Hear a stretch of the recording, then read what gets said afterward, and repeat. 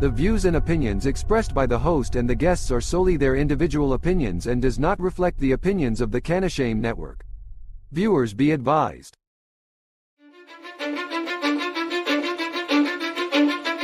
Cause I don't give a fuck what you say. Yeah, I'ma do shit my way. So you can go kick rocks, I'ma stack bricks up, build what I want to make. Yo, I got a lot of shit to say, so I'ma do this every day. I keep writing things until I'm fucking buried in my grave. 6 feet deep under, but my body won't decay. Cause my messages are timeless, so then put them on.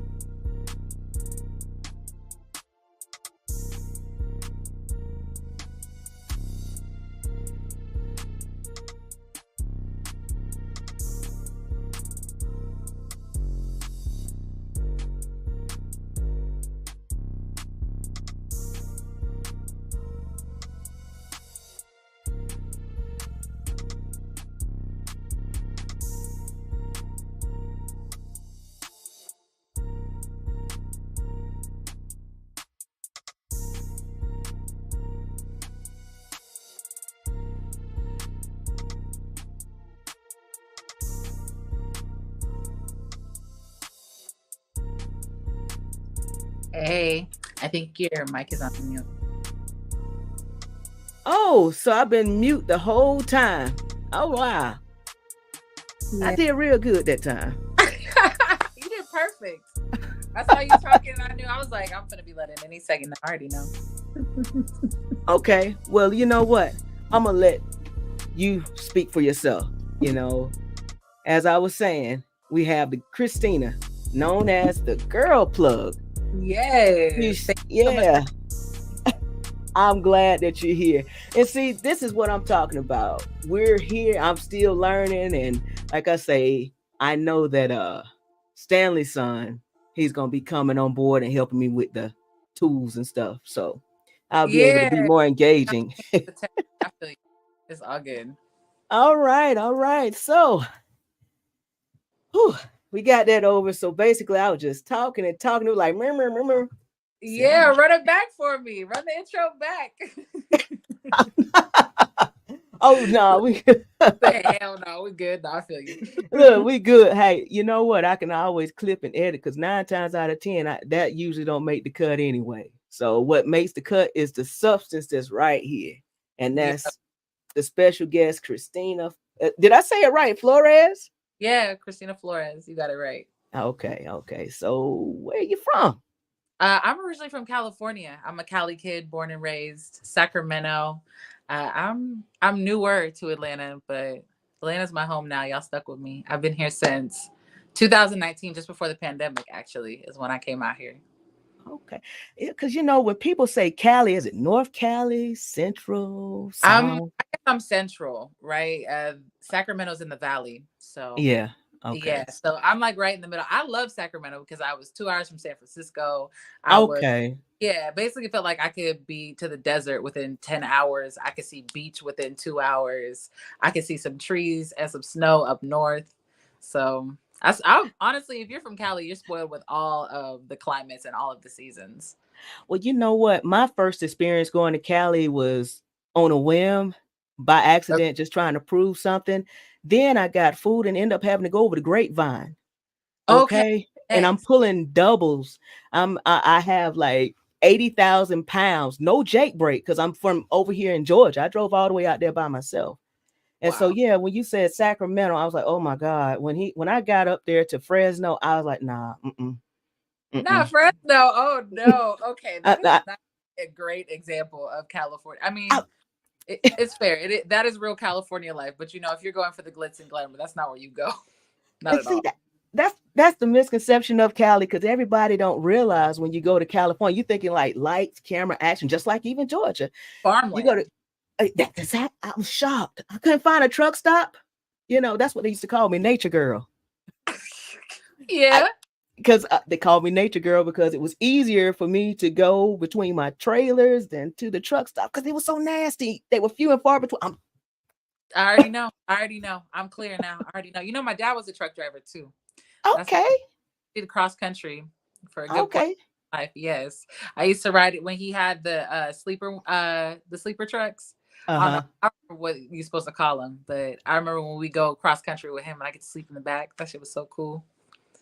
You know, I had to sleep in the back of a truck. I ran team, and oh my God, that was just terrible. I mean, it was a terrible ride because at the time I was in I was in a crazy situation and ended up running team with another woman, and it was like, oh, it wasn't a good idea. I said, look, I'm going to work to make this money. So, but anyway, let's get back to our show. This is the show, baby. Yeah, the show where we talk about what we want to talk about. We'll get to the weed part. Don't worry. Oh yeah, but yeah, trucking. See, that's one thing that I have an issue with trucking. Basically, I do believe, just like you feel like maternal health and plants is great. You know, I feel like truck drivers and those who have to qualify with the DOT should be able to consume cannabis or hemp products because if they are, because my road rage is hit. I mean, I used to have real bad road rage. How are you gonna drive trucks for a living? I know these little cars be pissing you off too. The way they be cutting off these trucks, don't know how to drive around a truck.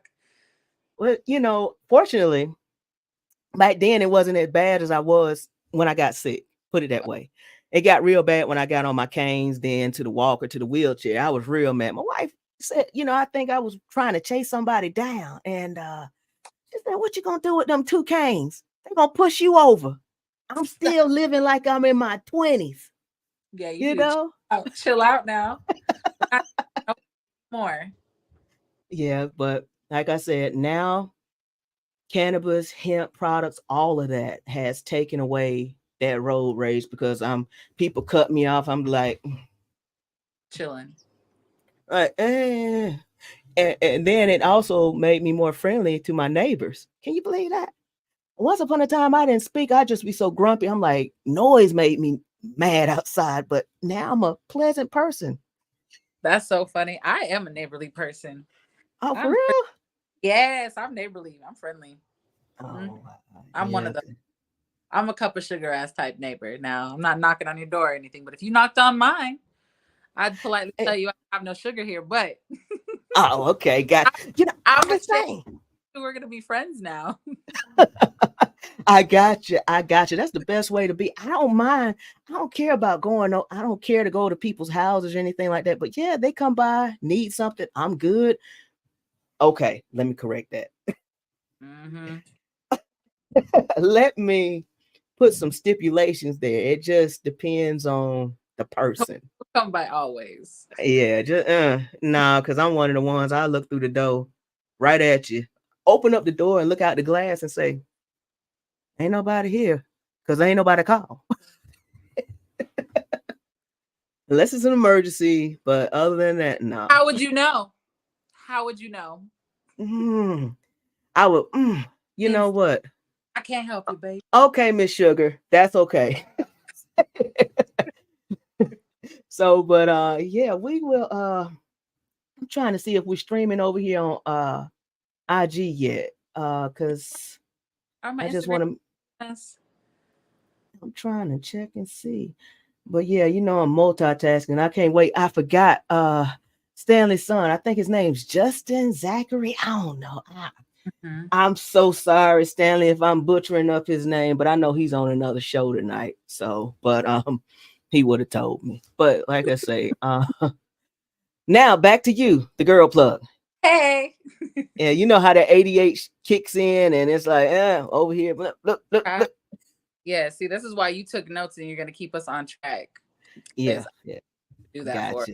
for. All right. So, what were some of the biggest hurdles you faced in getting your organization off the ground here in Atlanta?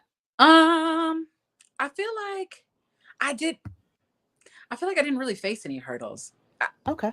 If that's fair to say. I think there's challenges with anything that we set up or anything that we do. I think setting, maybe I was my own hurdle, or creating, being more disciplined and setting up systems, finding a team that was trustworthy. The Girl Plug, we operate in a space between legacy and legal. So we are a network of women supporting ourselves so that way we don't have to be in these streets trying to find cannabis or whatever the hell. And I think the challenge in of itself is like, I'm up against laws. Yeah, I guess that's a challenge too. The laws in Atlanta don't really support safe access to cannabis. And then building a good team is always a challenge. Yes. That's and also I really feel like I was the biggest hurdle. I'm definitely the biggest hurdle, especially, for the first time. I've worked for nonprofits for so long. I have worked on some heavy hitting campaigns, and I've used my energy to prop up the work of nonprofits and organizations. And this is the first time that I've used my talents and skills to prop up the work for my organization and the work that we want to do as a team. And so facing myself as a leader, as someone who's perceived as a boss or a visionary or someone building something, building a legacy, and meeting my imposter syndrome, meeting my attitude problems, meeting my ego, those have all been challenges because I know that I could do a lot of work by myself. I can accomplish a lot by myself, but I am community driven. As somebody who's a single parent, it's really important to me that I'm surrounded by community, so I'm not doing it alone. And so I think for maybe anyone creating an organization from the ground up, creating a foundation that includes people and finding that right team. I'm being a broken record on that, but finding the right team is so important. Yes, because I do cannabis work by myself or activist work in general or anything at the end of the day by myself. I'm very community driven. So coming to a state that's not mine, and coming to that's what I was gonna ask you. But I'm the type of person who will show up by myself. Like whatever it is, if I'm passionate about it, I'm gonna show up. And when I first got to Atlanta, I wanted to build community, so I went to a lot of BDSM events, educational events, and I met the kink community and really solidified myself in that space as I was exploring. And when it came to stepping into the activist world with cannabis, just showing up to me, hey, I'm the Girl Plug. Hey, this is me.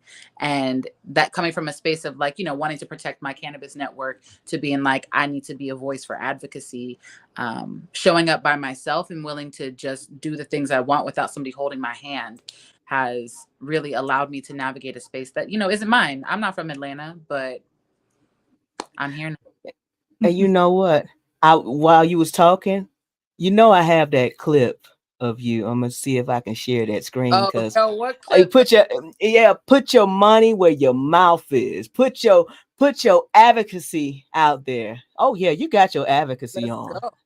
Let's go. I got you. Clip. I was like, how did you find this picture of me? I was like, where was it? It was your email, and because like I said, I sent you the guest invite. I sent you the guest invite, and I was like, oh my God, I didn't have the section in where you could upload your picture. So okay. I was wondering. I was like, where was that picture at? What is this? Oh yeah.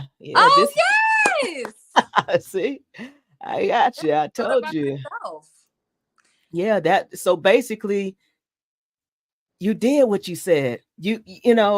I just happened to catch this during this meeting. The one meeting that the GMCC had, you showed up. That's crazy. But like I said. Okay. Yeah, give me a chance to run my mouth, and I'm gonna every time. And I knew that the agenda was about subtle changes and amendments, which had essentially nothing to do with what I talked about. I was like, I ran your amendments through ChatGPT. This is all looking at this. Like, I'm gonna tell you right now, I don't have no input for this. Y'all are far along in a process that you're gonna hear from me now. But I want y'all to know about pregnant women consuming cannabis medicinally. Like, this is just me even saying those words. They were like, "Are you talking about you mean smoking weed while pregnant?" I was like, "Yes, that's what I mean. That's what I mean." Even saying that pregnant women smoke weed or consume weed is just a faux pas, moment. Or for women who have been consuming, it's almost like finding an oasis. Like, oh my God, I wasn't alone. Oh my God, I'm not a bad parent. Oh my goodness. Okay, yeah. I was gonna show up and be like, look, make sure that you're thinking about Black people, Black incarcerated people, Black people who are smoking weed while pregnant and postpartum. And they were just like, nice to meet you. And it looks like you were like one of the only ones in the room, you know? And I was just, why can I not remember the name of the advocacy group? It'll dawn on me when I'm not trying to think about it so hard. But there was one other advocacy group that was there that invited me. Gotcha. So, for the 5 people in the room. So and the only one who spoke. So we were all there to bear witness, but I did prepare a little speechy speech. So and I'm glad that you did, to let them know that we're here, you know, because that particular day, I'm just like, even though I had posted the invitation and everything, because I'm posting quite a few things, and it's like, daggum, I missed that. It said in person. How did I miss that? I did. Oh, I'm pulling up. They were confused. They were like, "You're the public. I'm the public." Oh yeah, definitely. That's another thing. What I noticed with legislation, when they have these different agendas, because you know, when you're watching the bills at the Georgia State Capitol, whatever, you're looking, it's like, wait a minute, the agenda has changed in the day, or it's not posted, or it's not going to get dropped until you're down there. So yeah, thank you. I would clap, but you know, my mic is right here. I ain't trying to clap in the mic, but yeah. We love to hear about your experience with cannabis during and after pregnancy. How did it shape your views? Well, this was the only time that I had ever used cannabis medicinally. I'm a recreational cannabis user. Okay, gotcha. That's why I focus on body autonomy. You know, like, this is my choice instead of liquor. But when I didn't like the smell of anything that was burning or burnt. So where weed used to smell like and be enticing, like, oh, I think I want to hit that, it was repulsive. But I knew that cannabis consumption was going to help me with my HG, which is I always butcher the pronunciation. If y'all want to Google HG and pregnancy, it's going to come up. It is extreme version of nausea for women who are pregnant. And this meant that I was struggling with keeping water and food down. And so if you're growing a whole human, you need nutrients. Water and food is so important. And when I spoke to, you know, my healthcare providers, I was told to drink peach juice. They offered me a bracelet. Now, I believe in homeopathic remedies. I do. They should have offered me peach leaf tea, like peach leaf. Like, if we're going to do something with peach, which is an herb that you would use for pregnancy and postpartum. This is a traditional herb for pregnancy and postpartum. But they told me to drink peach juice, which is just like insane to me. I'm like, I can't eat or drink food. And I was also recommended it's like a little bracelet that has some type of metal in it that's supposed to help with that. Didn't work. And then I refused to take any type of pharmaceuticals because I already knew the history. You know, pharmaceuticals, they come. I have an herbalist background, so I know that pharmaceuticals are plant derived, but they splice and take pieces and that and the other. And a whole plant is important because it works with your body in a much more harmonious way. When you splice and dice, you're going to have side effects. You know, my dad was on medications for a really long time. And one thing that would cure you would be something that would kill you. And so I knew that, for example, my neighbor had taken, I don't remember the name of, maybe it was Zofran. Don't quote me. But she had taken a prenatal nausea medication. Her child was Zofran.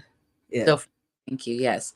Her child was born with a hole in their heart, and there's so much self-reported individual. And went into surgery, had a ton of major surgeries.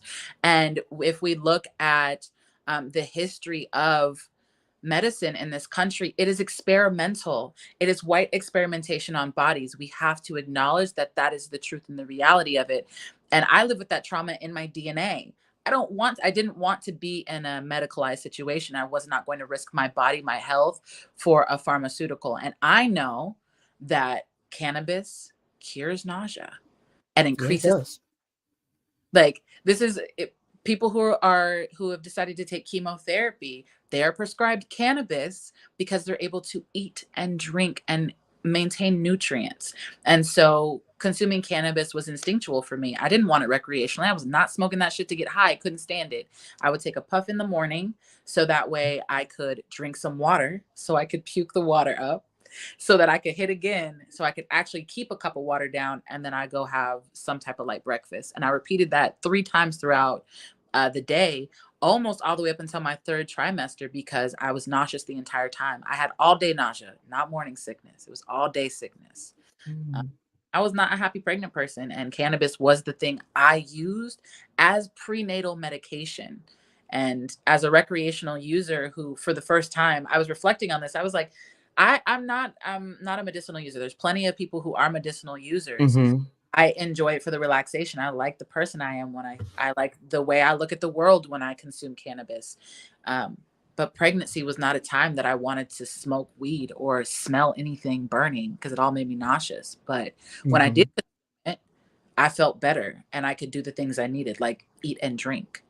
And I had asked for recommendations. I got pregnant in Maryland, and so that's where I started my prenatal journey. But when I asked, I was like, hey, I'm going to consume cannabis. And I'm a decent self-advocate, so I was very open with my providers about my choice to consume cannabis via inhalation.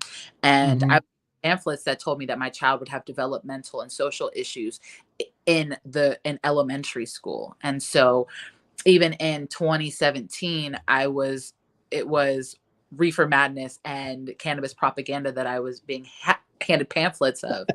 And I'm coming from an herbalist, naturalist, Greenpeace, hippie ass background. And I know that from having a keen, like, understanding of social narratives, I understood. I was like, cannabis is not bad and it's not going to harm me or my child. It's actually probably the safest avenue for me to reduce the harm of not being able to keep down food and water. Like, I can't harp on this enough. Like, I know. Water, that's fundamental for healthy pregnancy. And I would have loved to have cannabis alternatives than smoking, but the rapid onset was so powerful for me. And in less than a minute, I feel better.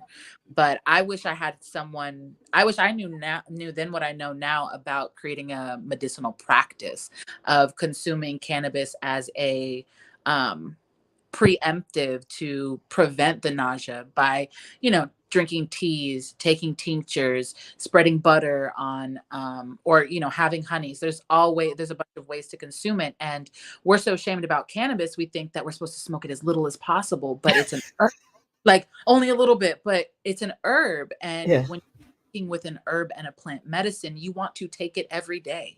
You want to consume regularly so this plant can learn your body, so your body can adapt to it. And that would have been the proper way, but I'm smoking it like, oh, fuck, just trying to get it down. I'm just trying to get my medicine down. It's like puff, like, puff sip, yeah. I just need to eat, please. I remember my partner at the time, he was a blunt smoker. I'm a blunt smoker too. Okay. My personal detriment, but I've been working on it. I've been doing so much better. I've got pipes and bongs galore now.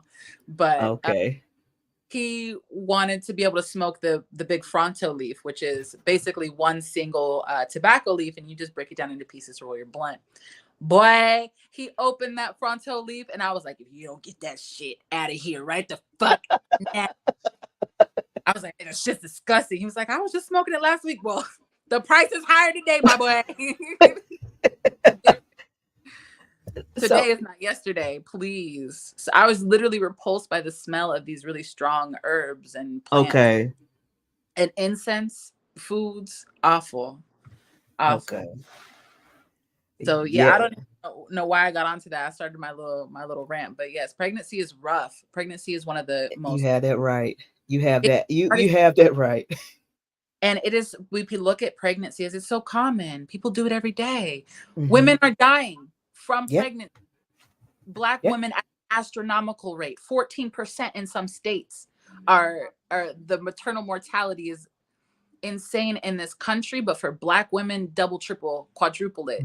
So we're literally dying. We're not being listened to. We're being criminalized for cannabis use. They wanted to, they told me I was going to deal with CPS if I kept smoking weed. Well, I'm going to keep smoking it. And I moved to California and became what I learned is called a cannabis refugee, but I got the fuck up out of there.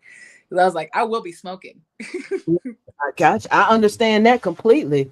I mean, your body, your choice, you know, and that's, they preach and preach about they love the kids and stuff like that, but you would take a chance on a pharmaceutical product with limited testing, limited studies, and approve that just because it could push through the FDA applications. Yes, over and this and the government are a revolving door. We have so much. These companies, these execs be revolving through the FDA and the government, paying for bills, pushing pharmaceuticals. No. Yeah. As a well-informed activist, I say no. I'm not taking these chemicals. I'm not putting them in my body. And I wanted the most natural birth I could have. And cannabis is prenatal medication. Okay. So is it okay. Now that's the question I want to know, because I never had a child. However, I had some severe feminine issues, you know, with the reproductive fibroids and all, but reproductive organs. Mine was like, So basically, I know how painful my cramps were. Now I'm wondering, when you had your baby, did you have it at the at the hospital? Or you had her? I planned for a home birth. I had the whole thing, birthing pool. I had a midwife. Okay. I had the setup way, you know, I was throwing dollars at that. And but when I went into labor, I had a really smooth pregnancy other than the nausea, like everything was looking good. And then one night, let me get graphic with you, there was a gush. And gushers, was a lot of blood. And so my midwife came to look at me and check me out. And she was like, it looks like you've gone into labor, like you've started early labor. Labor is not something that happens like that. It's not like the hospitals where I'm in labor and then you're in the hospital and you pushing it out. Labor can last days, actually. So when you start laboring, this is your cervix is beginning to melt away. It's beginning to expand. It's beginning to the body is literally starting that process of opening large enough to release a human being. And so for me, this was going to probably be, you know, I was going to be at home. So I was probably going to go through this for about 48 hours. And so she was like, okay, well, do your day. They came at like 2:00 in the morning and then was like, go ahead, go do your day. We'll monitor the bleeding. And I went shopping. I was doing my hair. And then they came back. Yes. We were just, Superwoman. No, regular. Let me tell you, this is regular. And that's like, we treat pregnancy at birth specifically as a medical emergency. It's not, it's normal. It's uncomfortable. And it is a wild spiritual ancestral moment where you're between worlds, between life and death. It's wild, but your body is like, when you're having a healthy pregnancy with minimal complications, like your body is gonna do what it's gonna do. And it is very normal to be in early labor for, you know, a day or two and go do your life. And when you can no longer really do your life, that's when you're starting to get active. That's when the cervix is opened a lot more. And you want to wait until you're like pretty far along, like 7 inches dilated or more. Like you want to birth mostly at home is what is recommended, what I recommend to my doula clients. But she came back to check on me. She said, you still bleeding? I don't like it. So she made me go to the hospital. And we went to the hospital and the hospital admitted me. And then I ended up on Pitocin. This can be my rant for later. This will be my rant for later, as we'll talk about the Pitocin. We're going to talk about Pitocin. We're going to talk about an epidural, and we're going to talk about C-sections and why maternal mortality is up so high. That's my rant for later. I just decided. I knew I picked something. But anyways, I ended up in the hospital, and they put me on Pitocin, and I had my daughter in 5 hours. So I think maybe 6 hours. And so, yeah. I'm sorry. It's coming to me now. Okay, I got you. Because that's for those little things they shove up inside the cervix. I actually witnessed that. Whatever that is, they put it inside the cervix and they stretch it out. No, that was something that they wanted to do, but okay, because there's like you've heard of the water breaking, right? Mm-hmm. That's the membrane that ruptures. Mine hadn't ruptured, and we were like 3 hours into labor. And mind you, this is quick labor. This is really quick. Pitocin, jack that shit up. Pitocin will make it fast. So that's why my delivery was so fast. She basically just flew out of there. But they'll put a bag in there and burst the membrane. And oh wow, and I know that has to be painful. And you know what? Painful. I didn't let them do that to me. I said, y'all, excuse me. I said, y'all could wait. Yeah, no, you can't. No. And I sat there, and I was like, this thing gonna burst on its own, and it did. Yeah, that energy that you was beaming down to your belly. So yeah, I get that, but and I recommend doing it high. I recommend doing it with cannabis. If weed is a plant that's for you, because cannabis plant medicine isn't for everybody, but if it's for you. Yeah, I realized it was for me. I do, because even the topicals, because like I say, I need all three forms. I need topical, I need sublingual, and I need inhalation. And I need to make sure that I have my meds readily available. Yeah. Unfortunately, we're here in Georgia where we have to use the THC or the THCA plant, that type of thing. Well, THC and the THCA, I guess that's where you spray the plants or something. I don't know, but yes, that is. So THCA is just plain straight up THC. Is the regular stuff that gets you high, but it has to be hemp derived.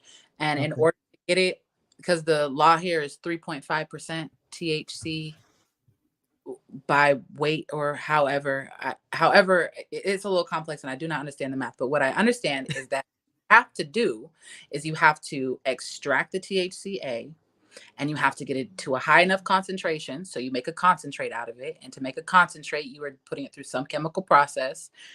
And unless you're at home making your own wax and knowing exactly what you're doing, it's probably going through some type of chemical, and then it's being reapplied or added to a gummy, or added to an edible, or added to the flower. So you're basically splicing and dicing a plant to get you as high as if you just smoked marijuana. It's just a whole plant, and that's what we need.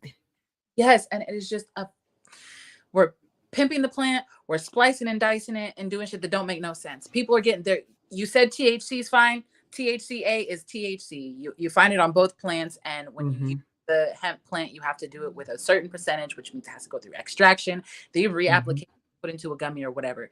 It tastes like shit. It smokes like shit. I don't really like it. If you find that's been produced well, let me know. I'm willing to keep trying. I'm gonna tell you who has a good product, a great product. I ain't gonna even lie to you, because this is what this is what we travel with. We travel with this product. It's from the Georgia Hemp Company. It's the Simp Leaf THCA. Okay. They have like the pre-rolls. I'm gonna tell you. That wasn't the pen you posted?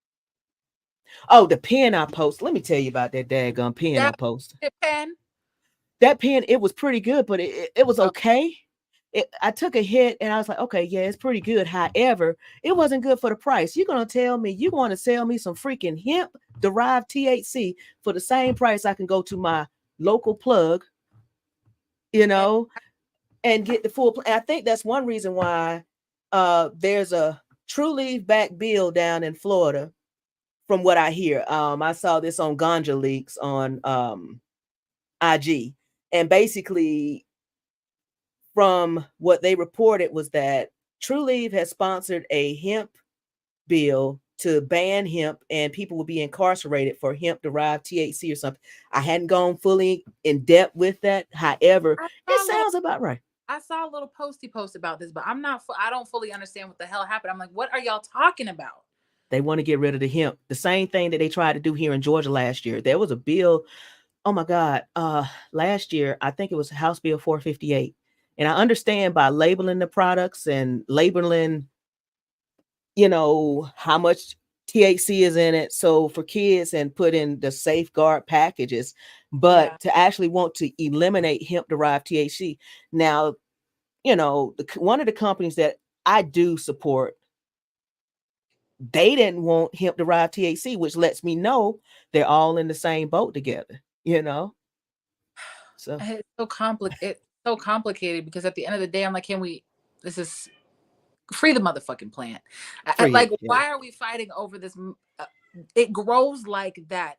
Y'all ever heard of ditch weed? It's all over this country. You as a truck driver, I don't know if you've ever seen it in the ditches, but I didn't know what it was. It grows like that. It grows like that.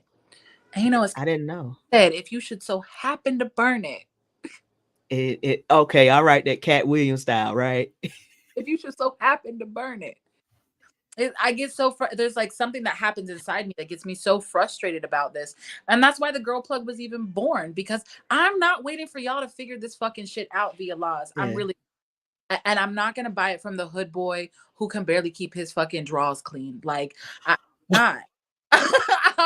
So if your drawers dirty, then how clean is your weed? It's not. And I do want to say that I know that there's folks in the legacy market who do have a reverence for the plant. Like, this isn't everywhere, but what's common is when you're in a state that has such strict laws, you're really just encouraging crime. You just leave an entire unregulated market open. And while I'm not for over regulation and over policing, especially Black communities and Black economies, it's so important. Regulation is important. How you store your cannabis matters. It does. It does, because we think it's just a culture of like having it in a turkey bag and showing how many pounds you got, but it's drying out. It's exposed to sunlight. And I understand that. I understand how, as Black people in the Black community, we display our wealth and we display our ability to do well and to have some and to be the boss. Like, I understand that, but we can combine it with an amber jar. Like, put cannabis in an amber jar, stump with 5-10 amber jars full of some good that has not seen the sun, that has not air, and that is not exposed to random things. I have literally purchased cannabis so many times that actually had hair in it, long weave hair. Like, I know, really? Yes, because think about storing your cannabis in a turkey bag. I've been to plenty of traps. I know what the inside of a trap look like. I know what it is. I know what a boys club looks like, and they don't care for their things in the same way that a woman dispenser would care. I got you. I'm gonna just put it to you like that. Like, as women, we move differently, we feel differently, energetically, we're different. And the way that the Girl Plug Network moves and the way that we revere cannabis, and we have created our own hood protocol around how we regulate. Like, if you are in our network and we're recommending you to people or the Girl Plug members, then you are storing your things in amber jars. You are not selling cocaine, fentanyl, like, you're not selling drugs. You're selling plant medicine. Like, that's what that is. And making sure that you understand how to weigh, using your intuition to not have yourself in dangerous situations. Like, we want to create safety for ourselves so that way we can have access to cannabis, period, point blank. Because I'm going to be real frank about it. While white men debate about what they want to do with the dollars on cannabis, I'm going to smoke today. And I'm going to make sure that queer, trans, Black women and people that I care about have access to it, and not having to worry about it accidentally being cross-contaminated by opioids, for like not being spliced and diced as hemp derived for medicine. So, like, if you need some beautiful cannabis from the hills, from the Emerald Triangle, and you need a safer source, you let us know. You know where to find Emerald Triangle. Oh, right. I heard about that. You know what I'm saying? North Carolina. No, not North Carolina, but North California, right? Yes, and Oregon as well. So okay. You know, it is what it is. We're in a time where it's the wild, wild west, where laws are changing rapidly. Law enforcement, I come from a place of being policed by white people and coming to Atlanta and being policed by Black people. This comes with its own unique set. Policing is problematic, but I've noticed the cultural differences between how Black and white people, police officers, I should say, treat individuals and treat cannabis. So there is a cultural shift happening amongst policing that is tangible and can be seen. And so, but there's also still, you know, policing uses power and selectively, and it's a complex thing. But we're seeing that law enforcement is shifting the way they view it on a case by case basis. Obviously, there's power involved and ego. So, you know, they can still flex and put your ass in jail. But we're seeing those sentiments change. And when law enforcement is changing, when your medical professions are changing, when the people who are in positions of power who are supposed to report cannabis use or abuse, when their sentiments change, that means we're on the precipice of big change, where the laws are not the thing that are dictating right and wrong anymore, which is very powerful. When people can see with their own eyes what this plant is actually capable of and what it is not capable of, the cultural sentiments have changed. They are different now. Most people, by poll, it is shown that most Americans are like, marijuana's cool. We're not tripping off of it. Ooh, you said a mouthful. You yeah, you said no. You said a mouthful because I'm just trying to take it all in because I'm just like, wow, it's so much to this plant. It's more to this plant than just smoking. I understand you come from, you say recreational, adult use, however people want to call it, define it. Yeah, regardless, you said the same thing that us medical patients slash enjoyment, adult use, because I know that they're training us to start saying adult use kind of thing. So recreational, whatever, that kind of thing. So I guess that I know I'm really pushing. I'm pushing the radical barriers. I really am. Yeah. But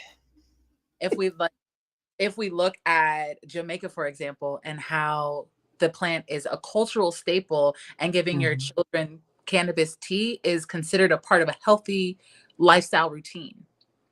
Yeah, I can look at the cannabinoid system, its development, and introducing phytocannabinoids into the endocannabinoid system is a powerful thing. And so I know we're protecting the kids, we saving the kids, don't dope up the kids, don't shoot me, but the kids gonna be okay. They're gonna be okay. Yeah, I mean, I feel you because I've actually witnessed some kids with their stories and stuff who actually started being a part of this Georgia Medical Cannabis Program and started consuming, but this was from the underground, you know, underground before we had dispensaries. Actually, to see these kids start engaging, you know, start looking at you, and you can see the dress. It's like they become another person. And it's like, it's a reason why they want to use these laws and the barriers to stop people from this plant, because it brings peace, brings harmony, unity. I mean, everything. So with you, I know you mentioned about the LGBT community and the trans community. Yeah. Telling from your personality, it seems that they find some type of solitude in you as far as feeling like she's somebody I can talk to. So it seems like you might be more than just a plug. Do you not just plug plants or information? You know, you teach. It's like you just want to walk them through. So what is that? So I mean, I'm not a straight person, so I'm definitely a queer person. So all my friends, we just gay and queer. So it just naturally is like, these are the people, like, this is where I'm comfortable, this is where I'm safe, this is where my people are. And so I think it's just about like yeah, I mean, being the girl plug for gays, like, I mean, I have a, you know what I'm saying? But it is more than just be the plug or Yeah, it's more than just the plant. It's about like, you know, I like to run my mouth. Like I love doing stuff like this. I love coming on and being able to talk about my viewpoints and policy because it's my skill set. It's my bread and butter. It's what I'm good at. And I think my community, the folks that look to me, they respect my ability to communicate issues that matter to us. And you know what I'm saying? So it's just like I'm not the person. I've learned something about myself in my activism, right? Because I was somebody who used to bear witness and be in the trenches. And, you know, I worked with Black Lives Matter in Sacramento. And when people murdered, we on the front lines, you know, it's this is some work that is just, it fucks with your spirit. And for me, I'm not somebody who can bear witness. It's not something I can do and be able to have good mental health. But what I can do is really listen and be the person who listens to folks who are the ones who are bearing witness, who are the ones who are seeing the fucking atrocities or witnessing and feeling it firsthand. And I'm gonna communicate that.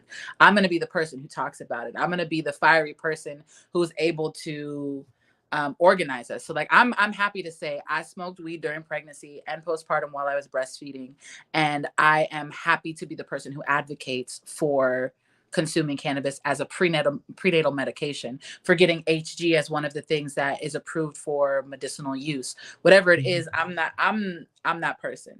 I'm the person who's going to step up, run my mouth, and push for change and be in the space of debate. And I am always going to talk. If you are talking to me, I want you to know that don't come to me with no homophobic weird shit, because I'm here for, like, look, if I'm having a conversation, I'm gonna talk about trans folks at least once or twice. Okay. You know what I'm saying? Like, because I'm listened to in rooms where folks aren't listened to for whatever fucking reason. And so yeah, you know, I'm gonna be honest with you. A lot of times it's the look. Because we both could walk in the same room, the same message, but what would a person be more drawn to listen to? You know, it's who would they listen to? Yeah, we live in a very superficial society. I know that if I was a different person, I know that I have light skin privilege. I know that I have pretty privilege. And I know that I have the communication privilege. The fact that I can communicate is a privilege. And so I walk in space with a lot of privilege, unearned or not, whether it's earned or not. We live in a society that's been brainwashed by colorism, by fat phobia, by transphobia. And I fit a mold that I can be in a room and I'm palatable. That's fine. Until I open my mouth and it's too late, I'm already here. Yeah, because when we first met you, I was like, oh my God, I think it was Representative Bell's event when he made the announcement. Was it that one or was it Teresa's event?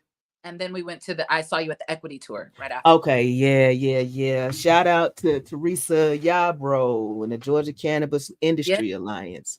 Yeah, because we're collaborating or organizing the Georgia Cannabis Legislation Day, February 21st. I'll be there. You finna see me. I told you. Put me on the podium, coach. I'll run my mouth. Look, hey, hopefully you and Dr. Melville, I think her name is Dr. Melville, y'all could tag team. I got to get back with her. You know, y'all both focus on it because women need a voice.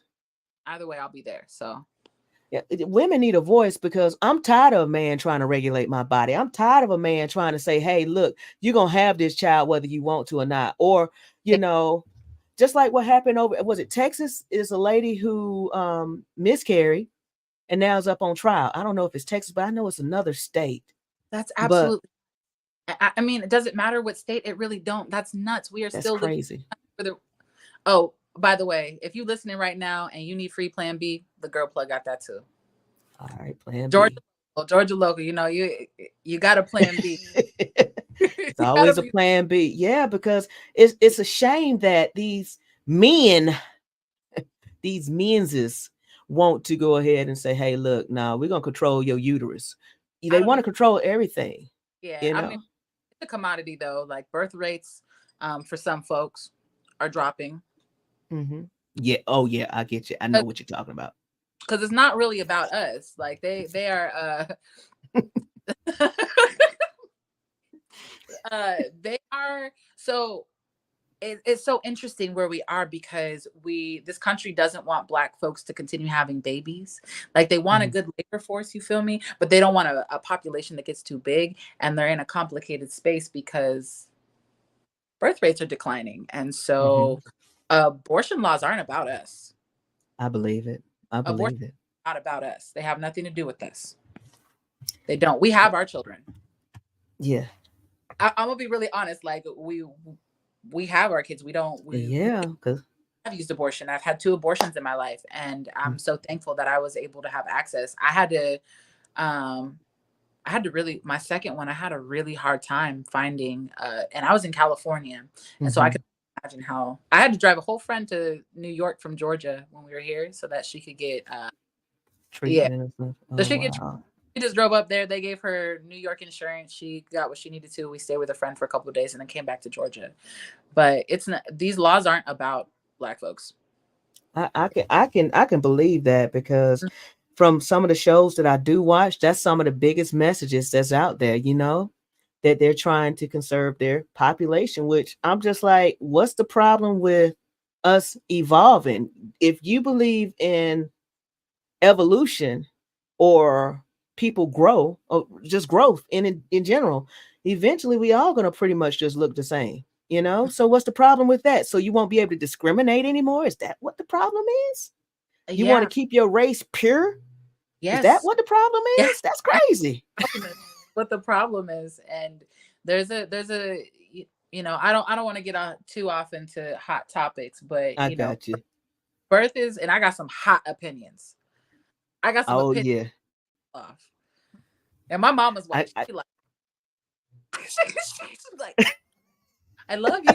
Oh my gosh. Quick story. My mom came to see us, right? And I really encourage my daughter to make sure that she's getting Black and brown dolls. And there's usually only 1 or 2 Black and brown dolls amongst the whole fucking thing. And I'm standing there with my very white mom, and my daughter's like, she picks a light-skinned Latina looking thing. And I really was encouraging her to get the black doll. I was like, but this is really cute. She's like, Mom, but this isn't even a white doll. And I looked over at my mom. I was like, my bad. She was like, no, I understand. I was like, Mom, I just want her to, make sure she's playing with things that reflect who she is. And she was like, I understand. She's so crass. She's so crass. But it is what it is. But back in the day, the black dolls used to be the first dolls they purchased, because I remember they were collector items because they were few and far between. I remember, because I know my mom, believe it or not, I'm like 20 something years old. My mom bought me a Barbie doll. Like, what the hell? She always do.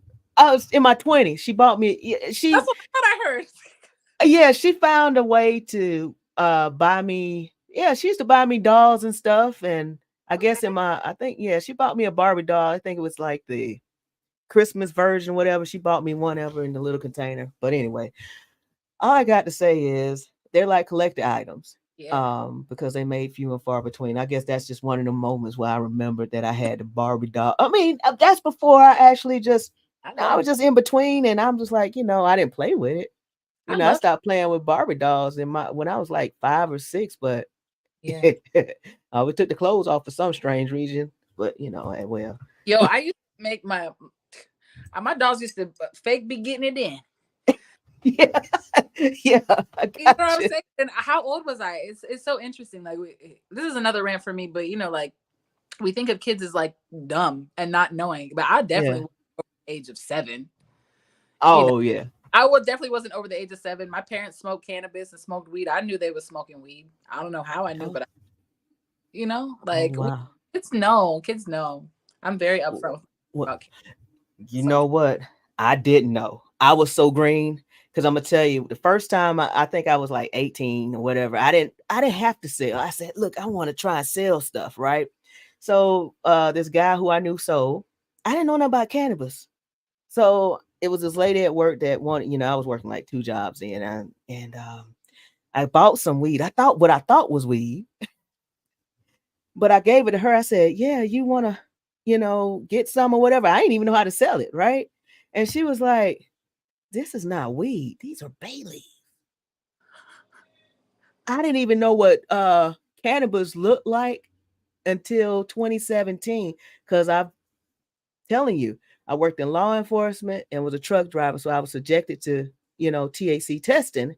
And of course, I was shaming people about cannabis consumption because I was like, oh, that's a gateway drug, because you know how dare just Yeah.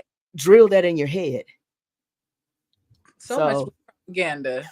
I love stories of y'all coming to the other side. yeah, now I'm here and I know what it did for me, because I mean, you should have seen me, like I think it was like 2018. I know that's why I'm having some of the symptoms that I'm having now, from high dose steroids that I used. Mm-hmm. And I was on like 80 milligrams of prednisone a day, and you already know, Oh, yes, for years. my dad So on that medication. yeah, so like I say, right now I'm getting ready to get tested for Cushing syndrome, because I know I did have a steroid crisis, and that was a pain. Oh my God, it was so painful. Oh And I'm no. still suffering from some of the symptoms now, but at least they are narrowing down my condition, but it all stemmed from pharmaceuticals. And so we can get to that rant. So we can go ahead and are you gonna rant with music? Or you just gonna rant without? You just let me know, because I got a video for you to come on, because I said, look, we're gonna get ready to rant, because we're gonna get ready to wrap it up in a second. Unless Yeah. okay, I'm gonna because so my sound is about to change. So I'm switching out my mic for a charger. So okay. so but you can All still right. hear me, can't you? Yeah, I can hear you. Yeah, just Okay. whatever. Okay, Good. you got me. Sound change. So earlier I was talking about pregnancy, right? And I talked about maternal mortality rates, especially for Black women in the United States. We are dying. Hospitals are war zones for Black women who are birthing, Black and brown women alike who are birthing in hospitals. This is a place where your OBGYN was not trained watching a live birth. They were only trained for trauma response. Ain't that shit crazy? Yeah. Let me say that again for the people in the back. Your OBGYN was not trained watching live birth. They were trained to respond to trauma. They were trained to respond to, so natural birth isn't an emergency. No intervention is needed. What is needed is a room that is oxytocin producing. Oxytocin is a chemical that makes you feel safe and warm and happy. Oxytocin is the thing that you need to have a safe birth. You get oxytocin from touch and hugs. You get it from Okay. smells. You get it from feeling safe. You get it from hearing good music. And so the ideal birthing suite is one that has familiar sounds, smells, people, individuals. The hospital is the opposite of that. It is oxytocin killing. This is a place Gotcha. with bright lights, sterile smells, crazy sounds, strangers you've never seen. So now you are doing something that is going to be natural.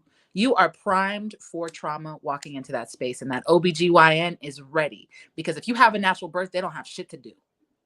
Mm. You know who has seen a natural birth? Midwives. My midwife had seen 1,000 children come naturally through a woman's body. Yes. So this person only knows birth as natural, doable, normal, knows what a normal pregnancy looks like, what that movement through an oxytocin induced experience looks like. And the hospital is a different. Pitocin is the synthetic version of oxytocin. So Okay. in the hospital, it is common. Like when I saw the charts on the wall, everyone, PIT is the short version for Pitocin. Okay. Basically, everyone in the laboring suite was put on Pitocin for one reason or another. This is just protocol. Now, let me share this story, and we're not going to villainize the people. We're just going to imagine that these are people who have been trained for over a decade to know what they know. They're Okay. they have a system, a protocol that they have to move through. And Pitocin, where the labor's moving slow because Pitocin or oxytocin has dropped, labor is stalling, pain and fear and the unknown has taken over. So they're going to recommend Pitocin. Pitocin is going to crank up that birthing pain. You are at a 2, you at a 12 now. This upsets the baby. The baby is now stressed. Your body is stressed. You're unnaturally cramping. It's so intense. And birthing isn't something that the pain of birth, you can't leave. As somebody who experiences pain, you understand that you just have to continue moving through that pain. And Pitocin makes it so painful that crying for an epidural is natural. I cried for an epidural. I was like, give me the motherfucking epidural. Give it to me now. Yes. And this was before, and so I didn't understand this Pitocin to epidural to C-section, the trifecta. And when you study, I studied to be a doula, and they call it the trifecta.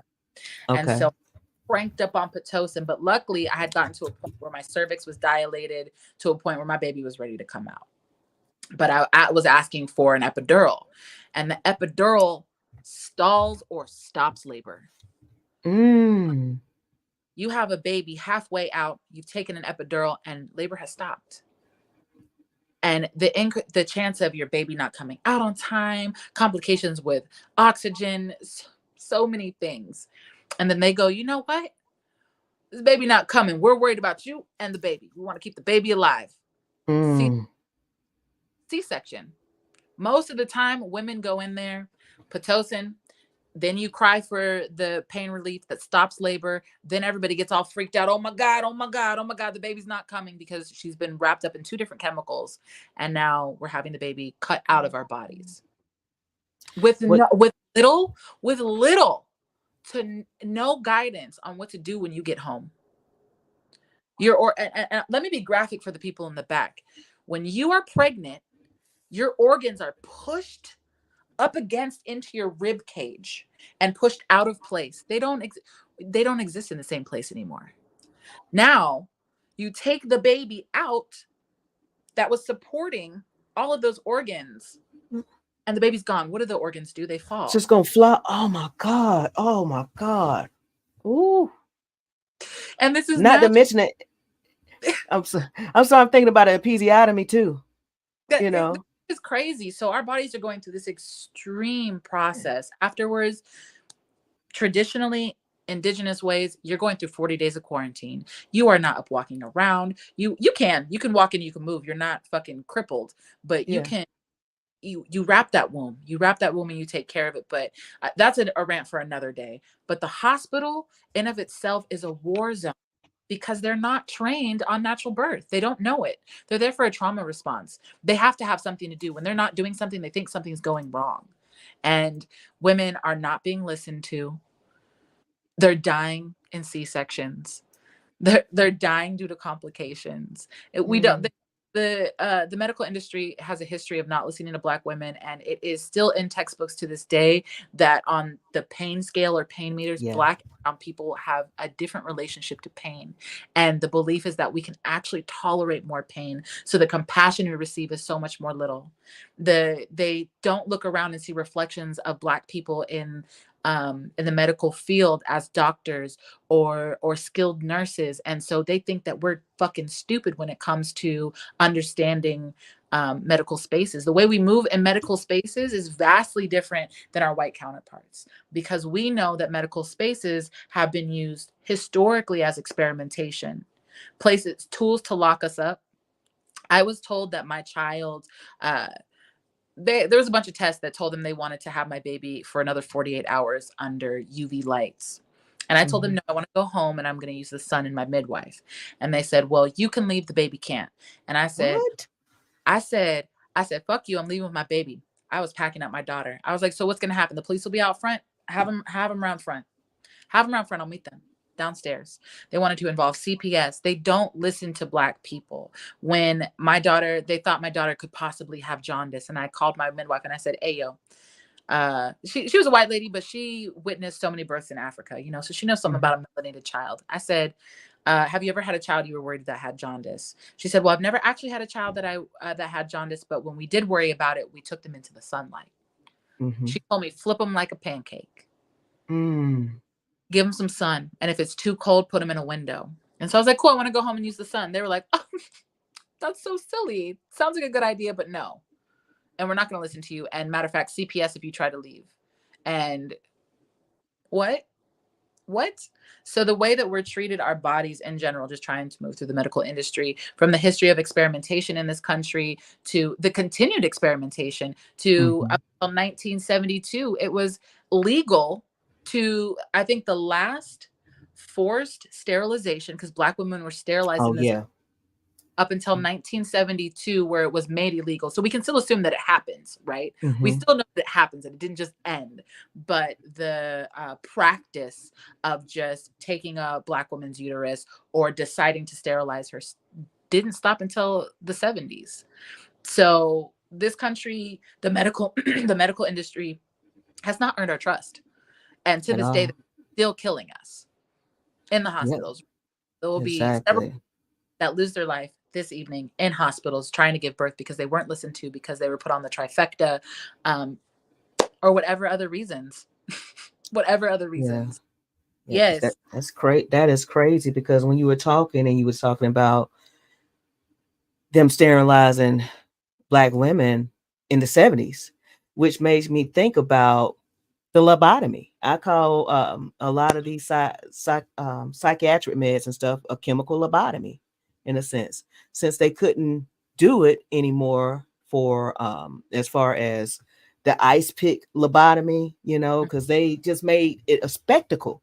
The guy just whatever the doctor's name is, he used to just do like the lobotomies with a the ice pick lobotomy, and that's when you were talking about they continue to Mhm. experiment the It's Tuskegee all medical. experiment. There's a Netflix special called Ratchet Mm. that it explores that. Yeah, Ratchet. Yeah, I'm writing, I'm taking notes because Right. I got the trifecta and I'm Uh-huh. ratchet. Write it down. Another good one for anybody who's listening who finds this fascinating. It's called The Business of Birth. I'm I'm almost positive that's the title, but or if it's not, it's some orientation like that. But The Business of Birth is a wonderful look at the medical industry and specifically birthing and how we've come so far removed from natural birthing practices. Because in any country, any place that uses midwives and doulas and focuses on healthy natural birth, their birthing rates are much higher. For a developed country, we have some of the worst birthing outcomes on the planet. Mhm. Some of the worst because we have industrialized we are the epitome of Western medicine here in the United States, and how problematic it is. Yeah, because it's like the way that you spoke about, like, okay, what you call it, the projectile, what is that? The, Pitocin.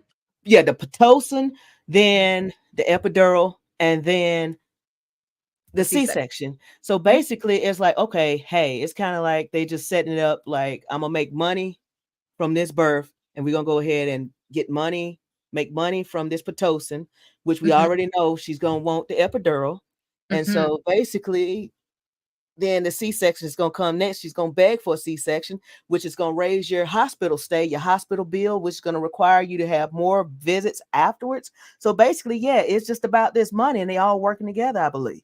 You Yes. know. And also, when we think of just like the human experience of somebody who's coming on shift, like you want this birth to be wrapped up by the end of your shift. You're not trying to come. Oh yeah. You have to think that the way that people are experiencing this as a business, they're whether they think they're in medicine for honorable reasons or not, you get into a space and you see the way that it operates, you're going to become a part of the system. You're on for a 12 to 14 hour shift, you in, bada boom, you got like 7 babies on the floor, you popping in, you popping out. And so the experience is really very much like the way you service a car, or Hmm. like you're visiting a patient to give them their injection, you're checking in real quick.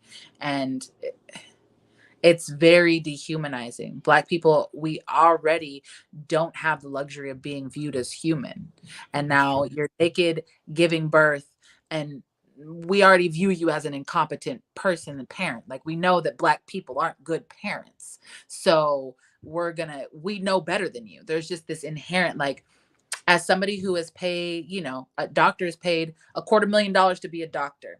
They were there for Mhm. 10, 15 years. Hell yeah, I know more than you. So if you think you know more than the average person that you respect, think how much more you know than the person you don't respect, that you think is dumb, ignorant, makes Mhm. poor choices. Yeah, you think you know better. You think you know better and you're not going to listen. I mean, I don't know if you saw on TikTok recently, this white doctor got fucking ripped apart by TikTok. I love Black TikTok. I love it because you can't post nothing ignorant. You can't post nothing stupid without us getting our hands on it. And Okay. the doctor was like, genuine question. I just want to know, why is it that my Black patients are always on the phone? Like when I walk in, they always have somebody on the phone.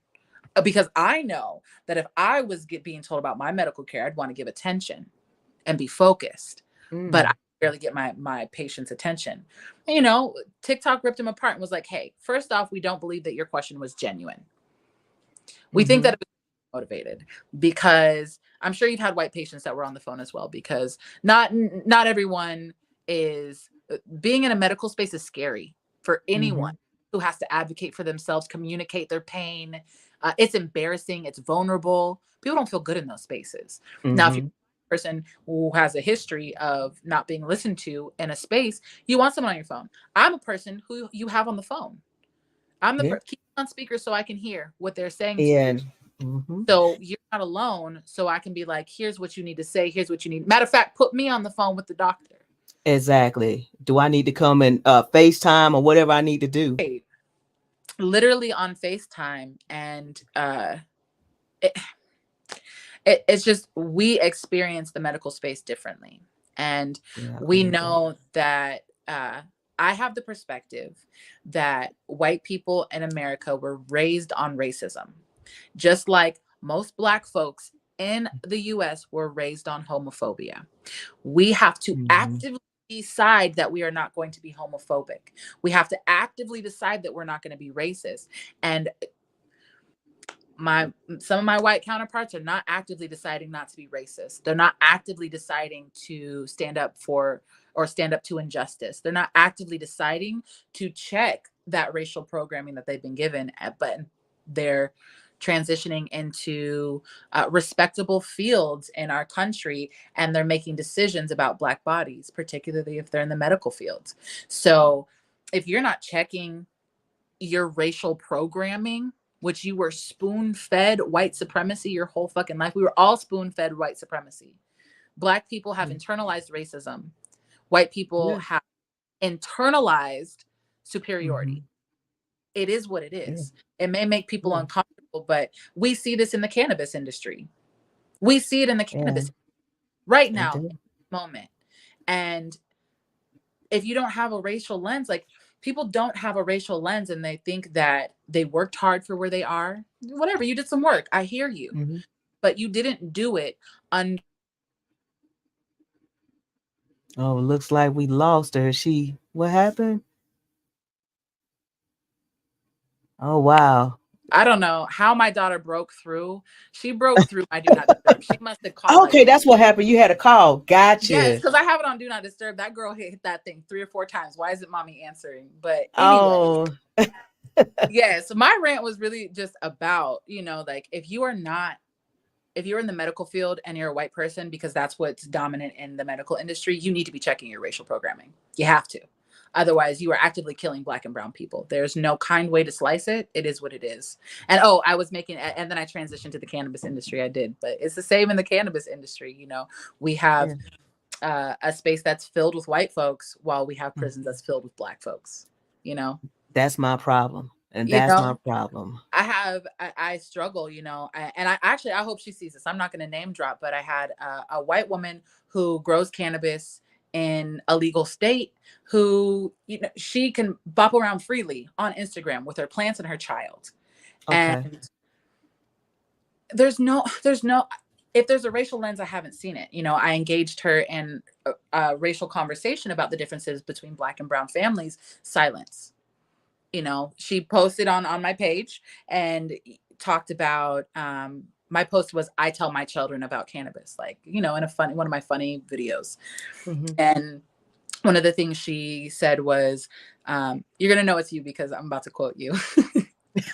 This is, I'm gonna go ahead and say that I'm a smart ass, you know, but this is, I'm calling you in. So hit my DM. Let's have a conversation. But the way that this was perceived was very naive. She said something to the effect of, you know, telling your kids about age appropriate cannabis consumption is not the same as hotboxing your children. Right. And for me, there are Black people who got, you know, riled up in the comments about it. Like, what do you mean age appropriate? What the fuck are you talking about? Nobody said anything about hotboxing your kids. Like, what are we talking about? And I attempted to engage her and was like, well, age appropriate is different for us, because when we talk about we already have to talk about laws before our kids are a certain age. Yes, we do. Age appropriateness is vastly different. Like, you actually have the privilege to choose what you tell your child. I don't. Yeah. I don't. That's true. I gotta be straight up. You know, when I talk to my daughter about cannabis, when you go to school, the word is cannabis. You don't say weed. Okay. You know, and I was preemptive with the school. I was like, I'm a cannabis advocate. My daughter knows about cannabis. I'm a healer. That's what I do. So I pride myself, but like, you know, my kid had to have a conversation about laws and cannabis. And so age appropriateness and understanding weed is different. And I told her that we want to make sure that we're not accidentally shaming Black parents, because it is culturally common for Black children to know what cannabis smells like in the home, at the barbecue, you know, like, yeah. And also, folks don't all have the ability to hide weed from their kids or to separate it from their lives. And it's important that when we're having this conversation, what age appropriate looks like for your children is very different than what age appropriate looks like for my children. And my viewpoints on cannabis consumption for children are vastly different. I don't believe that my child is going to be developmentally harmed by cannabis. She's not a cannabis consumer, you know, like I got you. Yeah. I'm not telling you that, you know, like I'm letting my kid puff on weed. That's not what I'm doing. You know, that's not the thing that's happening. But I don't believe that this is something that is so harmful. We've seen it culturally where people have chosen to dose their children for one reason or another, and they benefited from it. They didn't die and they weren't harmed. So, you know, save the kids isn't a part of my conversation. It's save my homies who are locked up. It's save the women who are being faced with CPS. And there is a real disconnect from my white counterparts from the Black experience. There are two Americas when it comes to cannabis, the cannabis world. And, you know, I invite folks, especially particularly white folks who are in the cannabis space, to really challenge your own racial politics and your understanding of what it means to be a person in the cannabis space. Well, what got you there? Was it privilege? And, you know, think about the people who do not have that privilege, and how can you weaponize your privilege in a way that's beneficial to others? How can you be a traitor to white supremacy in the spaces in which you operate? Because we all have choices. We have choices. It's not comfortable. And I encourage you to choose discomfort, because I walk through a world incredibly uncomfortable. I've created a cannabis network in a place that is not legal, so that way I don't have to buy it from somebody who's going to sexually harass me or give me contaminated cannabis. You know, it didn't matter my accolades when I was giving birth. It didn't matter that I was educated, a political advocate, holding degrees, respected in my community. I was naked pushing out a child. I was Black with tattoos and my hair braided in half undone. Like, I was in the middle of braiding my hair. So all that privilege that I had accumulated through being articulate, being an advocate, it amounted to nothing. It meant nothing in that space. And so I walked through the world with an element of discomfort that I didn't choose. And so I encourage white folks in the cannabis space to choose discomfort. And if what I had to say pissed you off, good. Well, you know, hey, I can just tell you, experiencing that, you know, I grew up in the South. I grew up in Newton County. Yeah. And I can tell you, we had I think I was a freshman in high school when the Klan came to our school. And it was marching. Yeah, I think the Klan came to our school a couple of times. And, you know, I remember you were speaking about the fact how we had to come out prepared. Girl, look it up. I think it was like 1990, 1991. It was an issue with the Black valedictorian because someone had transferred from this private school his senior year because of his GPA, because he wanted to come over and be valedictorian. He came over, if I got the story right, but it was a big issue. Yeah, that's how he came. Yeah, the white guy came over so he could be valedictorian. However, the guy who was in the Newton County school system the entire time earned the Newton County education to have someone to come over to still, I say still. However, it was a whole bunch of stuff, because then we went through where the Klan, because, you know, growing up, when my grandma used to tell me, say, look, we can't go to the square. It's a Klan rally, you know, and this is like in the 80s. That's wild. So, like, yeah. We think that racism is something we solve. We put all of Martin Luther King's pictures in black and white. He should still be alive. That's somebody's grand, like we live in a country that still has sundown towns. Exactly. I get it. I get it. Cause I'm looking at all that too. Cause I'm like, I remember the first time somebody called me the N-word and I got punished for it. I remember the teacher and everything. I was in middle school. Dude got mad at me and called me the N-bomb. I said, "Oh, you part of the KKK." He said, "I sure am. I'm proud of it." Then I called him the N-bomb and he wanted to fight me. Then he didn't like it. He didn't like it. And so what happened, that racism right there, that particular coach had sat me down. He put me over in the sun while the guy had shade. So he was a little racist himself. Yeah. I experienced surviving this shit every day, but like I say, hey, we can go on all day. I'll talk all night to it. I can feel my daughter wondering where I am in the house. I could just be like, I know it's time for bed. So you have to come to the close. Yeah. Oh, I'm sorry. So we got that elevator music going, right? We'll get ready to close out. So now, do you have anything that you want to share about your upcoming events or anything? Yes. I want to let people know that we have a gallery coming. It's currently scheduled for March, but I think I'm pushing it to May. But we're currently hiring. We're looking for 2 interns, one who focuses on advocacy, one who focuses on political research. So if you're looking for a really dope opportunity with a dope organization, we need 2 interns right now. Yeah, we're launching 2 campaigns this year. One is called Pregnant Women Smoke Weed. It's for itself. And our second campaign is Girls Want Gas. This is focused on pregnancy and postpartum consumption, and then the second half is focused on bodily autonomy. So if you're wanting to help out and make these fucking campaigns do what they got to do, we want you to come join us and become a member. We love more members, but we definitely need folks to work with us to help us push the campaign work. So if you're looking to become an intern, applications are open until the 9th of February. I might need to put in one. My wife told me I need to find me a part-time job because I still like speakers so much. So I might be hitting you up. I love it. All right, y'all. This wraps up Yo Rants Oversized Load. A huge thank you to Kristina Flores for her incredible story and insights. It is truly an eye-opener. Also, thanks to all you all who tuned in and joined the conversation. Hold up, I already know. Oh, I don't like that one right there. I was about to close because I knew that was about to go. But yeah, thank you all for all who all tuned in. And these discussions helped you. Oh, hold up. I'm going to start over. Like I say, hey, I can't. I'm going to start over. Okay. All right. Before signing off, don't forget Georgia Cannabis Legislation Day.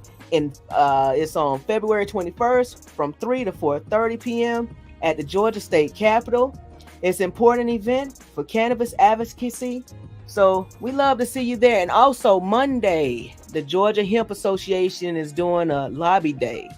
I think they're going to meet in the rotunda of the Capitol at 1:30. And then February 17th, Hemp God Life. I had all that up here, but we had technical difficulties and stuff. Y'all need to make sure y'all pay attention, stay tapped in, check out these events. And so keep being curious and stand firm in your beliefs. This is Yo, the Herbal Trucker, reminding you to keep the conversations alive and vibrant. Until next time, keep on trucking and let's keep up our chats on the reel. All right, here we go. Let's see if I can hit this button right here.